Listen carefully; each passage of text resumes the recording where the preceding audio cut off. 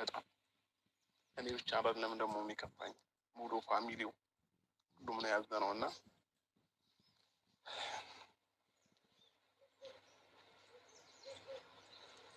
ያው የኔም ጥፋት አለበት። እኔም ሰው አምናለሁኝ አንዳንድ ጊዜ የሆነን ሰው እምነት ከጣልኩበት በቃ አመንኩት ነው እና ለዛም ይመስለኛል በዚህ ልክ ዛሬ ላይ እኔም የተጎዳሁት ብዬ ማስበው እንደዛ ነው እና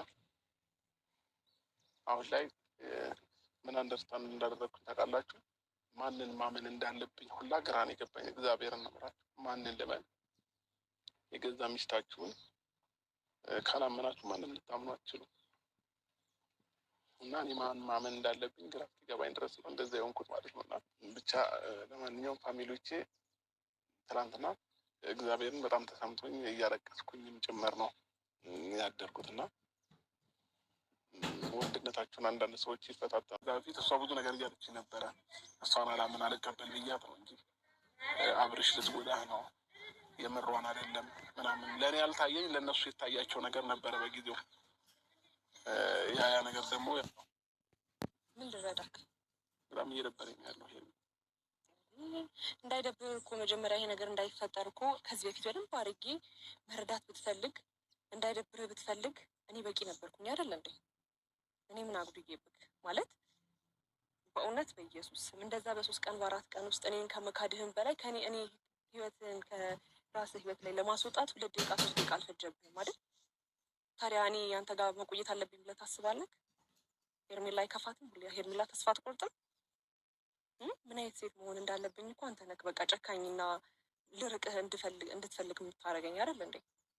ስለዚህ አሁን ነገሮችን ማስረዳትም አይጠበቅብህም። ለእኔ ምንም ባታስረዳኝ ከደበረክም አይዞክ፣ ምንም ማድረግ አይቻልም። ምክንያቱም ብዙ ጊዜ ደበረክ፣ ብዙ ጊዜ እንዳይከፋህ ብዬ ለአንተ ጥሩ ነገር ሳደርገው አንተ በመጥፎ ነገር ነው መሰለኝ የሚተረጉመው።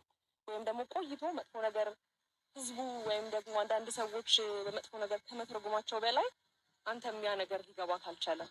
ቢገባክ ያን የተረዳው ነበረ እስከ ዛሬ ድረስም።